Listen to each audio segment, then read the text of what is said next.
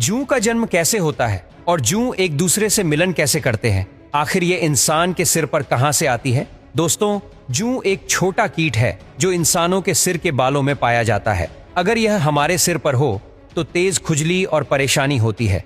जूं की कई प्रजातियां होती हैं जो पशु पक्षियों के शरीर पर भी रहती हैं। वैज्ञानिकों के अनुसार इंसानों के सिर पर पाई जाने वाली जूं खून चूसती है, जबकि पशु पक्षियों पर रहने वाली जूं चबाने वाली होती है। जुएं सिर पर कैसे आती हैं? जुएं तब सिर पर आती हैं जब हम अपने बालों की सही सफाई नहीं करते।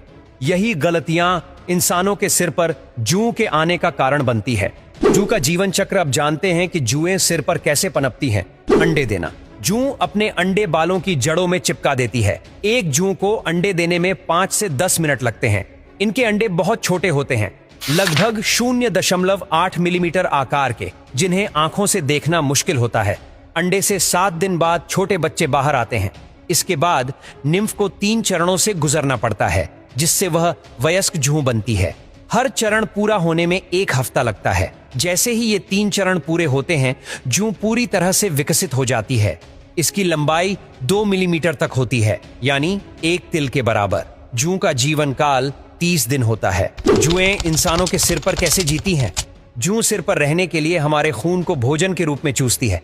इनके पंजे बहुत मजबूत होते हैं, जिससे ये बालों को पकड़कर चलती हैं।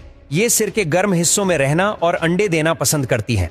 जूं का प्रजनन और अंत। मादा जूं अपने जीवन में एक बार ही मिलन करती है। एक मादा हर दिन 5 से 7 अंडे देती है।